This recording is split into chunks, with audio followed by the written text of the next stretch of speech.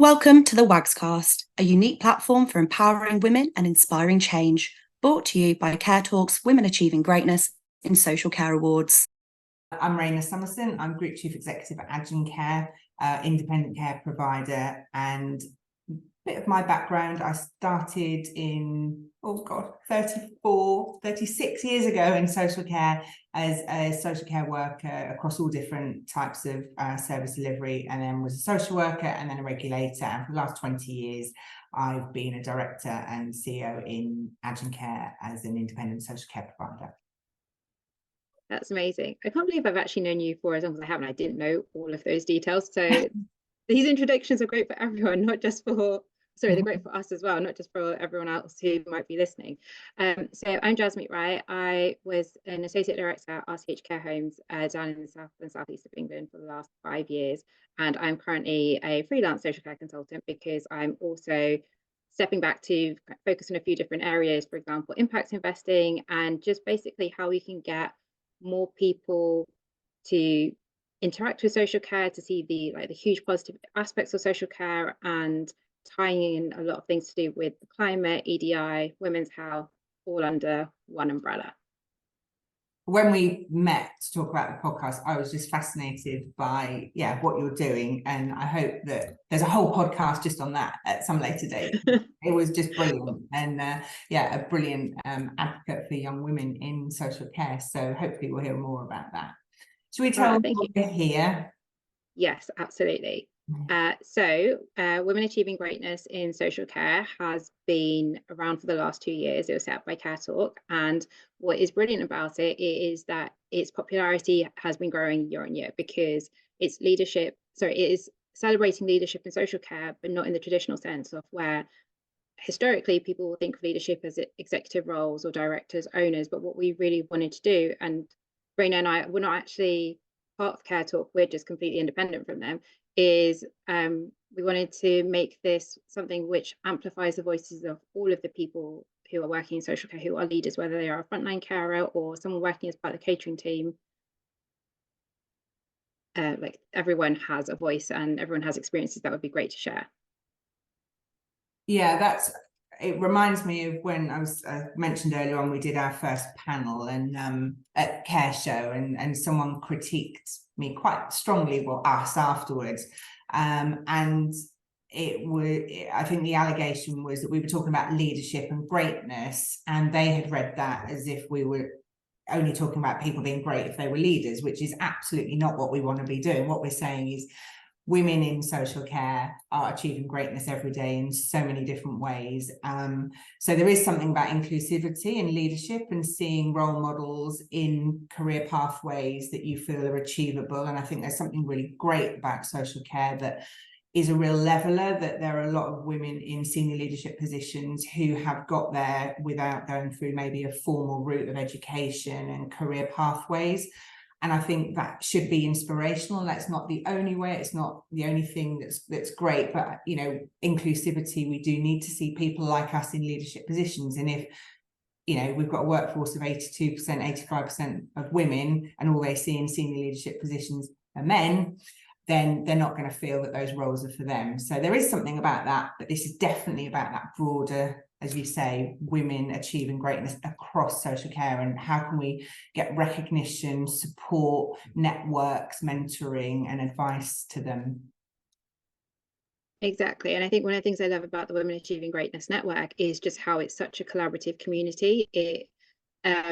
It very much feels like you are just hanging out with friends, or you're making new friends. And I think that's one of the things that has been so lovely about it, is because it's like we wanted to create a community which it makes it easier to ask for help, whether that's a one-off question because, I don't know, something's happened with CQC that you've never experienced and you just want to talk it out with someone, or whether it's like longer ongoing support.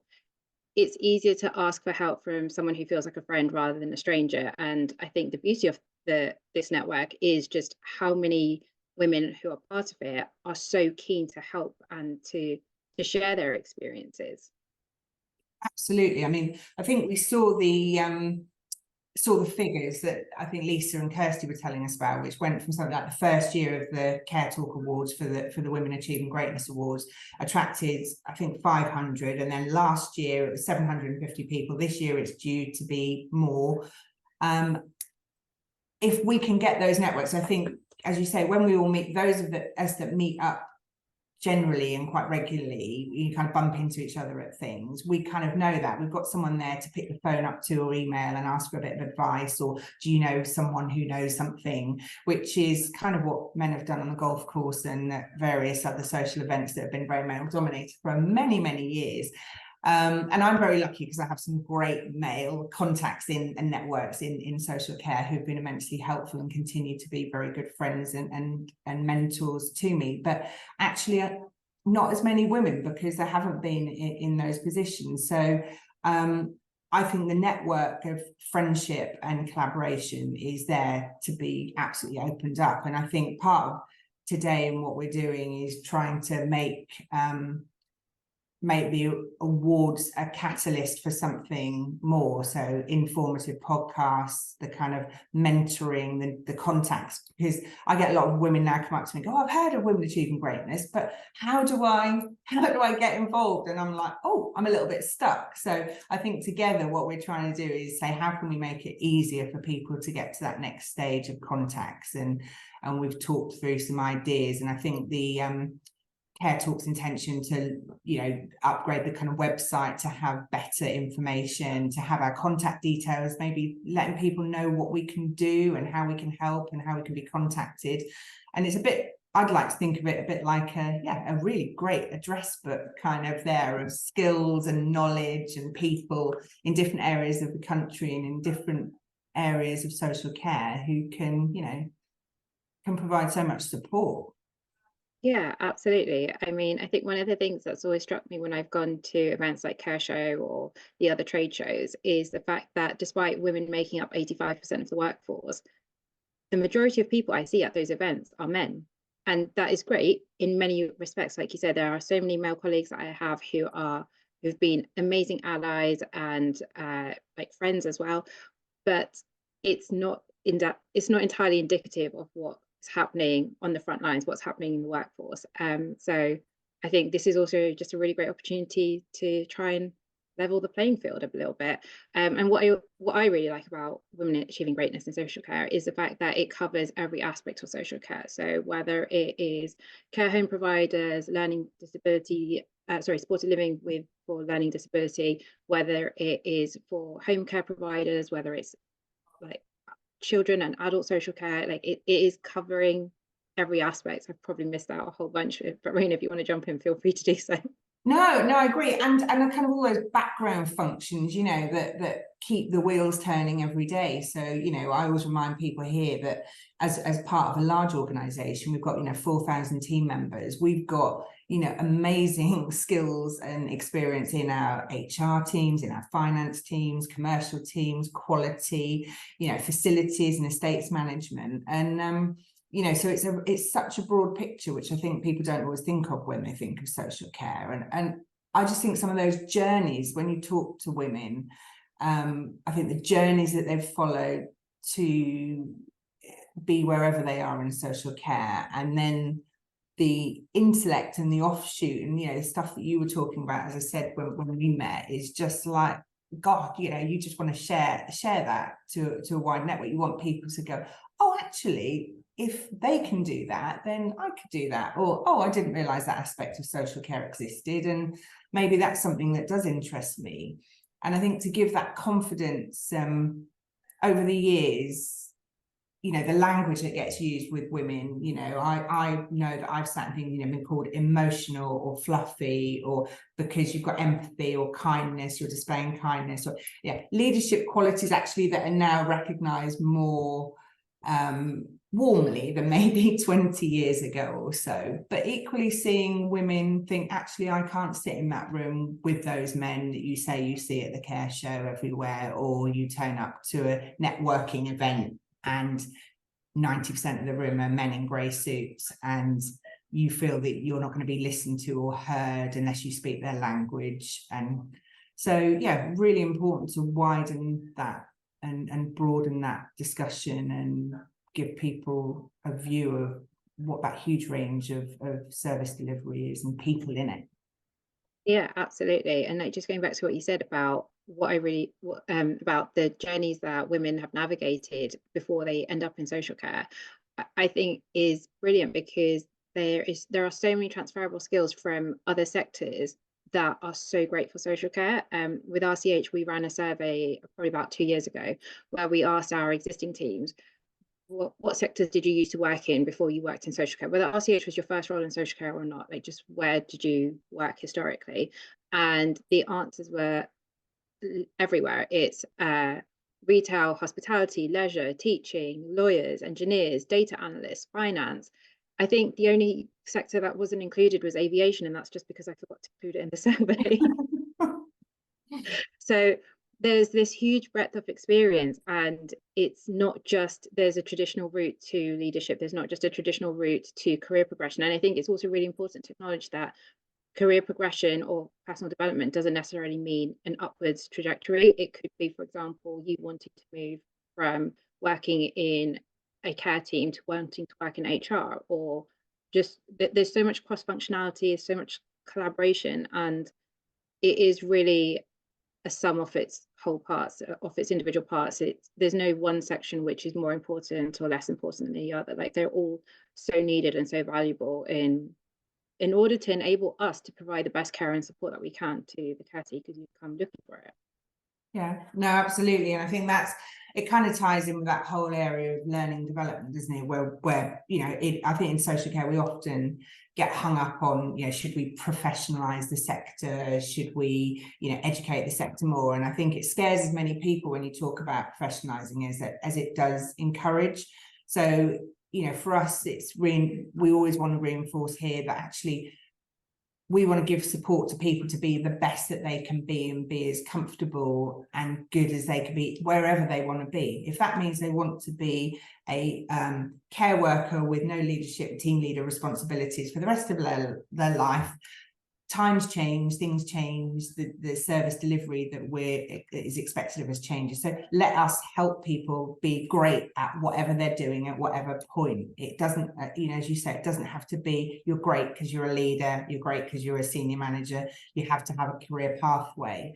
This is about empowering, supporting, respecting, and providing those networks of support across, you know, every single role and different delivery.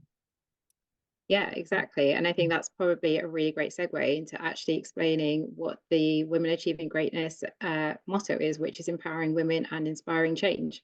Yeah, which you could see if we didn't have a huge head of hair over. Yeah, likewise. Yeah.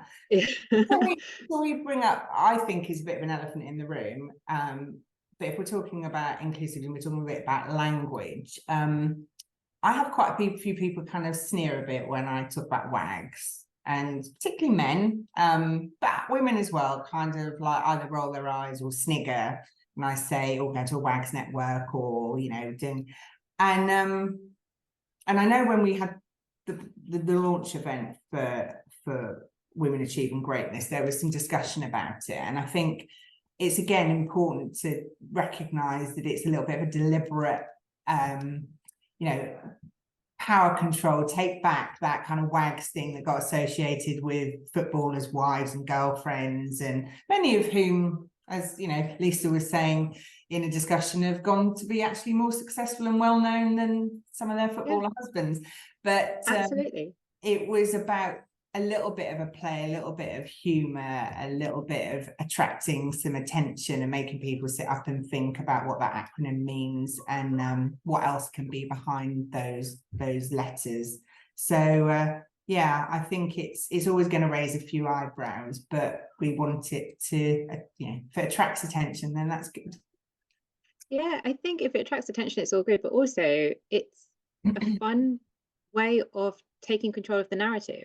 Because like you said, like Lisa said, there are so many of those wives and girlfriends of footballers who have gone on to become much more famous, much more successful than their partners, whether they're still together with those partners or not. I mean, if you don't follow football, you won't know now who Ashley Cole is or was, or why he was famous, but everyone knows who Cheryl Cole is. No, Victoria Beckham is considered to be a powerhouse of a brand. Like, she has built an I'm just going to call it an empire, because I feel like it covers lots of different areas. And she's done that over what, 3 decades? I actually lose track of time, but the point is that she's done that, and so I don't see why we should step away from that acronym. Like, it covers and encompasses lots of different things, but the greatest thing that it encompasses is the fact that it is women achieving greatness. Social care. Need to add in the S. Yeah, you have to get that in. Yeah.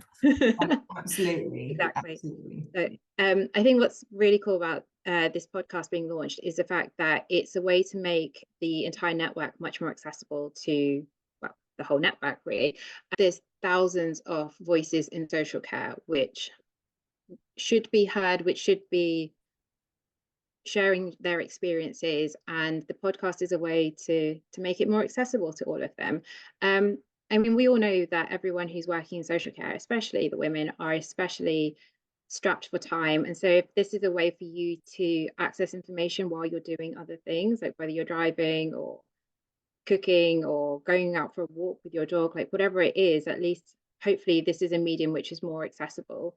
And because it's being launched on International Women's Day, where the theme is inspiring inclusion, although Raina and I are the introducers, the hosts for today, we won't be every episode. We actually will have different voices from social care hosting and being interviewed in the upcoming episodes, which I think, as far as I'm aware, Raina, correct me if I'm wrong, I haven't heard of any other podcast doing that. I've heard it's always normally you have one host or 2 hosts and they stay the same throughout. But this is, I think, a very unique approach where we're saying, let's include as many voices as possible. Yeah, I think it's going to be great. And just some of the people that have kind of been penciled in, I don't think they've necessarily been nabbed yet, but I'm sure that people will come forward. Yeah, really exciting, kind of linking it in with some days in the kind of annual calendar that are to be celebrated, but equally, yeah, just using the opportunity to get as many different women's voices on events. And we, you know, I think some of our kind of broad discussions have included stuff that's kind of national but also international, and thinking about our relationship, I think particularly poignant this year with so much attention on international workforce and how we can, you know, help represent more and more women, and the impact that social care is having on women's lives around the world, because of what's going on in the UK as well. So yeah, I think there's going to be some really exciting discussions. Yeah, I can't wait. There's some really exciting episodes planned. This is probably a good time to say to everyone who's listening that if you would like to come be a host, or if you know someone who you think would be a great person to be interviewed to share their stories and their experiences, then please let Kirsty at Care Talk know. Please contact her and let her know, because we want to make this everyone's voices, not just our voices. Just picking up, just because you mentioned the awards again, and I think that's been the catalyst, hasn't it, for kind of this and those discussions about how can we use that fabulous response to celebrating women through an awards ceremony to kind of give a platform for, you know, daily meaningful contact. But I have to say, I don't know if, I mean, I don't go to a huge amount of awards things, but over the years have been to my share. And what's really struck me is the women achieving greatness ones, the sense of just fun in the room. And the first one really struck me, and last year's as well.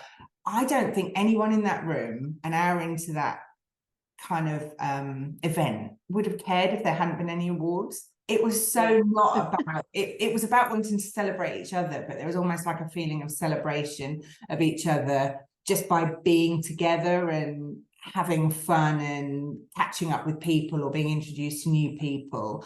And it was so different from the kind of, sometimes again, maybe more finance or business driven awards that are around business success or different measures of success, and it's really struck me. I think the Great British Care Awards too, because it's very much about care team members and teams, and you get that sense of joy about being recognized and about seeing other people, and it all kind of feeds. But yeah, I think if that's an indication of what this network could be, that sets the scene.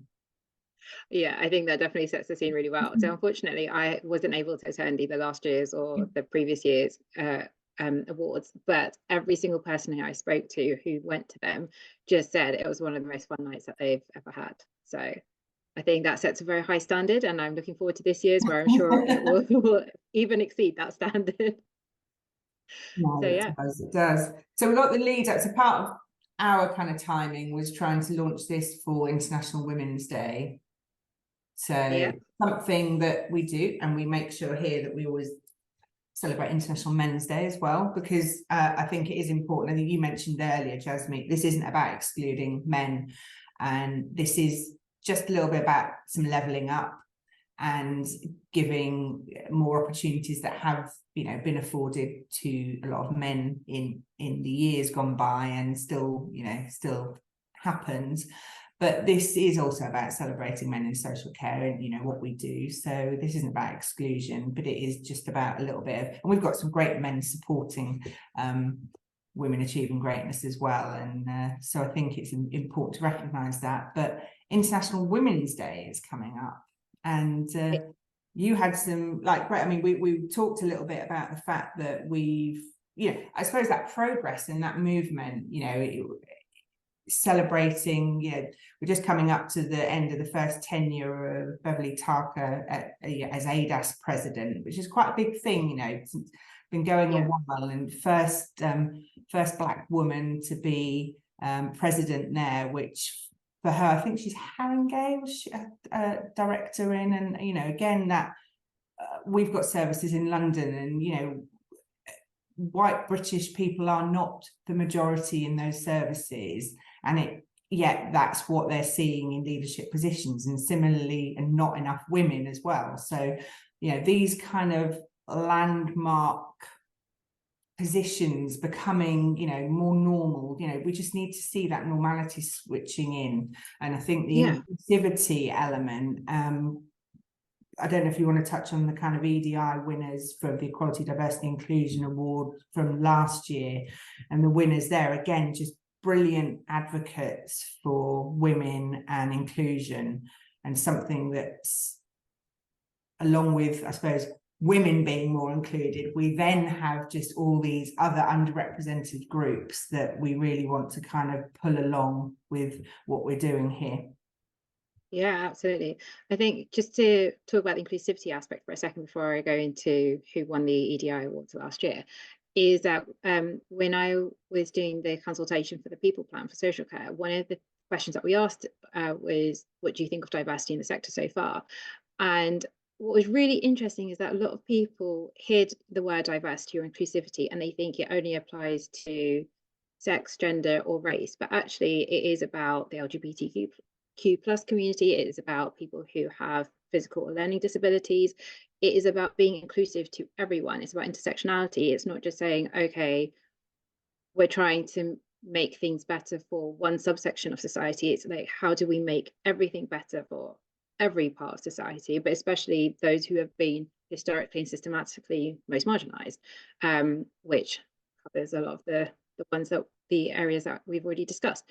So the winner for last year, I'm just going to pull up the name. Last year's winner was Sarah Offley, who is the Chief Officer at Dudley Voices for Care. And she had a really great feedback from the judges who, because they said that she serves as a really strong candidate and advocate for individuals with learning disabilities and autism, providing them with a platform to express their voices. She consistently challenges the rights of individuals, insisting on the recognition of their opinions, and she actively pushes boundaries and, if necessary, revises the rule book to ensure inclusivity. And I just thought that was so incredibly inspiring.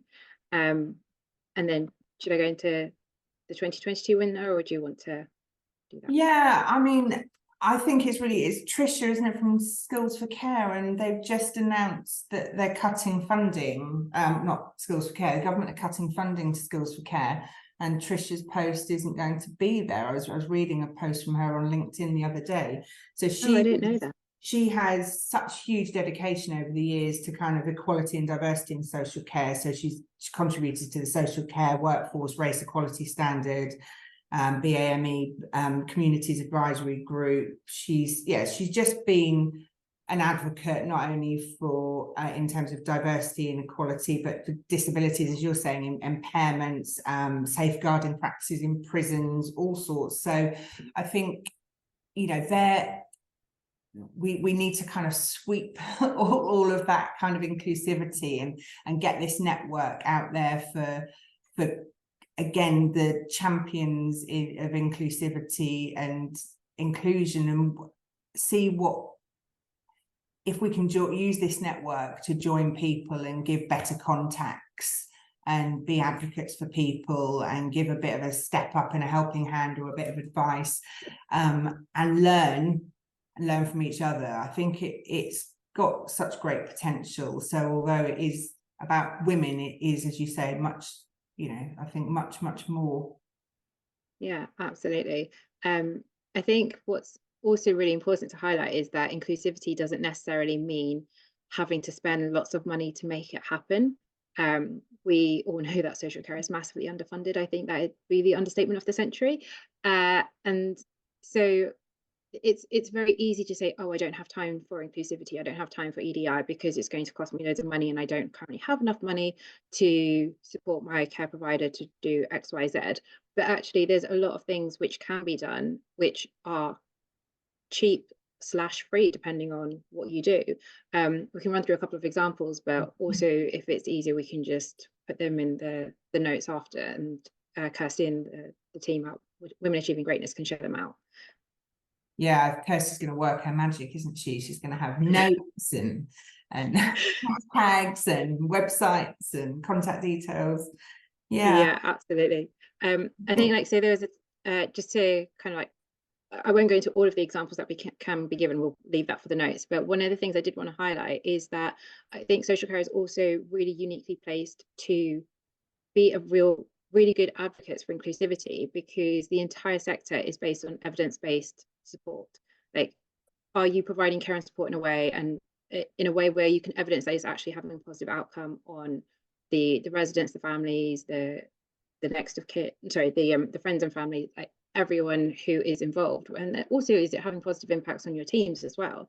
And so there was a TED talk which I will send the link to Kirsty after this, which I listened to relatively recently, and what was so great about that is that the presenter who was talking, she was talking about how you don't need to spend tons and tons of money on for example, unconscious bias training. Like, there is a time and a place for that, absolutely, but some of the best ways of introducing and improving the amount of inclusivity that you have in any organization is just through simple tweaks which cost nothing. It's, for example, changing the questions that you have in your performance reviews, or the questions that you have as part of your recruitment process, or there's a thousand different other examples, but I'm trying to keep this concise. The point is that you can make those small tweaks and then you can track them, and then because you have that evidence you can actually see the impact that it's having.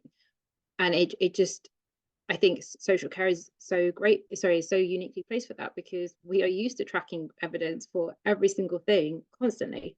Yeah I think you mentioned a bit earlier on in at the start of that around including people that are drawing on our services and people with lived experience, and I think that's something we've all got to get better at in social care in terms of inclusivity. And we've been working with Social Care Future, looking at kind of how they challenge us as providers around how we involve and how we need to change the narrative of some of what we're doing. I still think there's a really important place for the lobbying that we, a lot of us do, but that changing the narrative and being more inclusive in that approach rather than a kind of them and us approach. And so I think, again, for women achieving greatness, it's a bit of a challenge to ourselves. Yeah, how are we going to make sure that those podcasts and those events and those networks include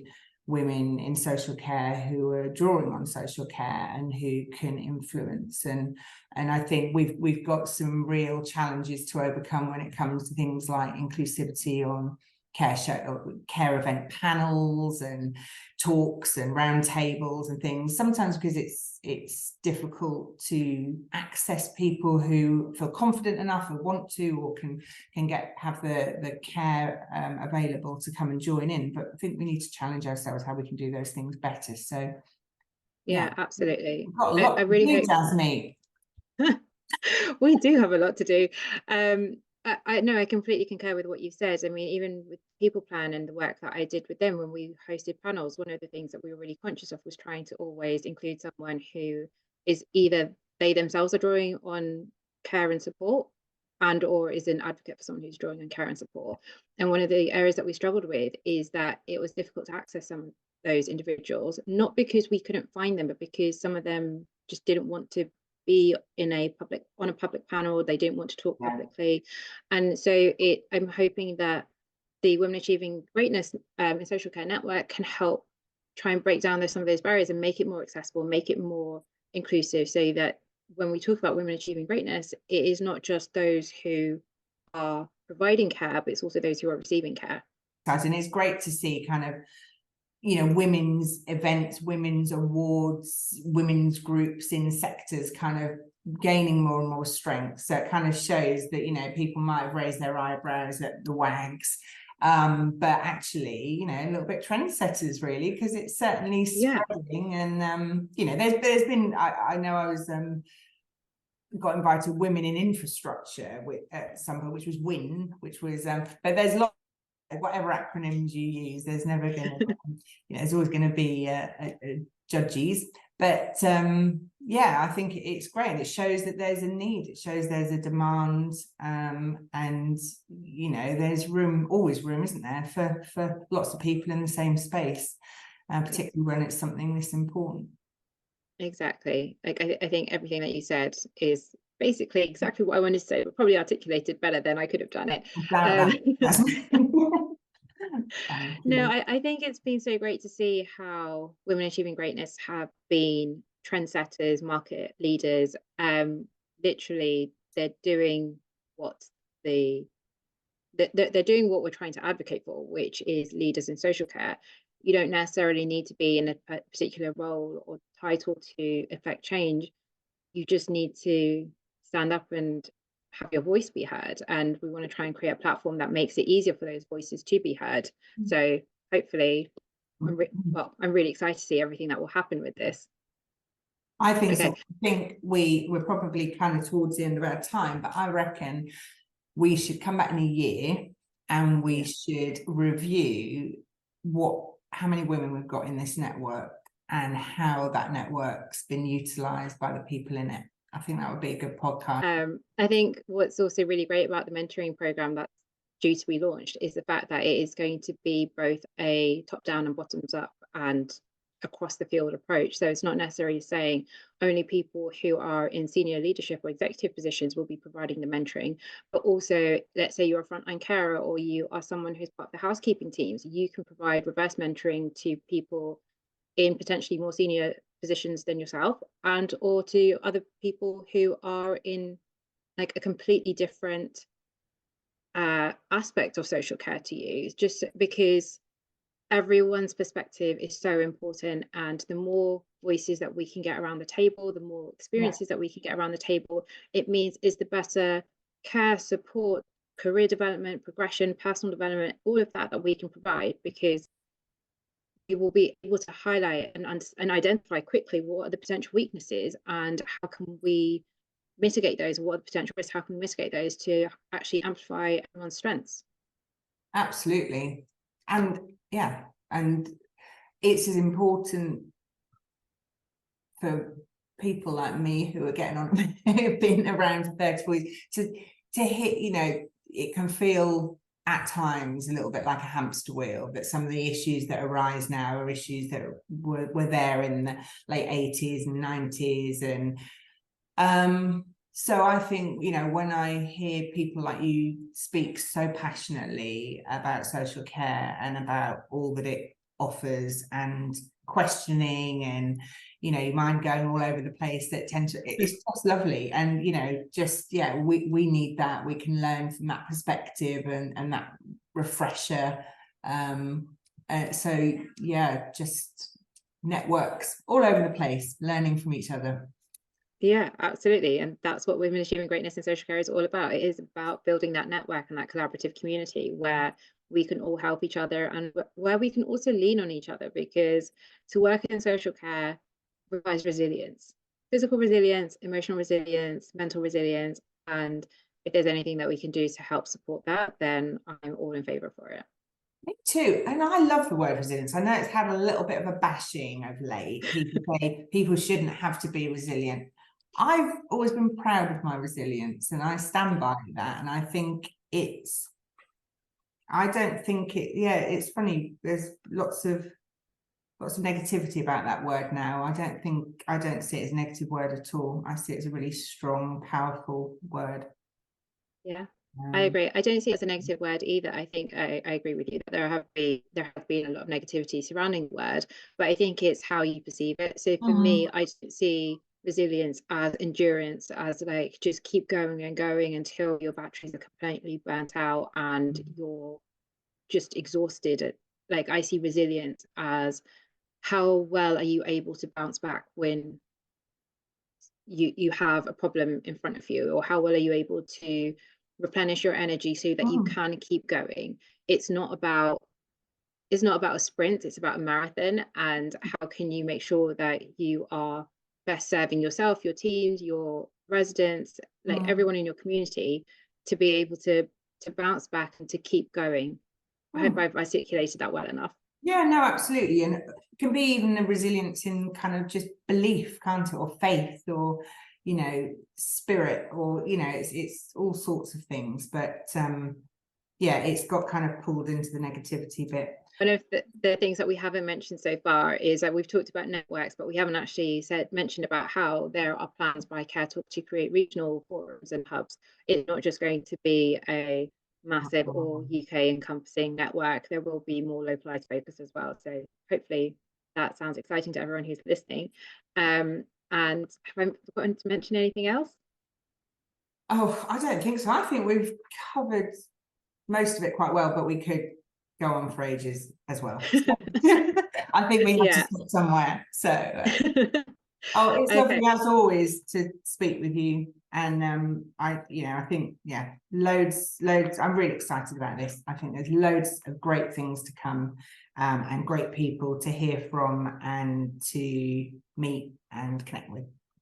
Yeah, absolutely. Like, I love talking to you. I've said this to you before, but I feel like every time I come away from a conversation with you and from anyone in the Women Achieving Greatness in Social Care Network, my brain is just buzzing with ideas of like, oh, I can do this, maybe we can do this, or how do we incorporate X, Y, Z?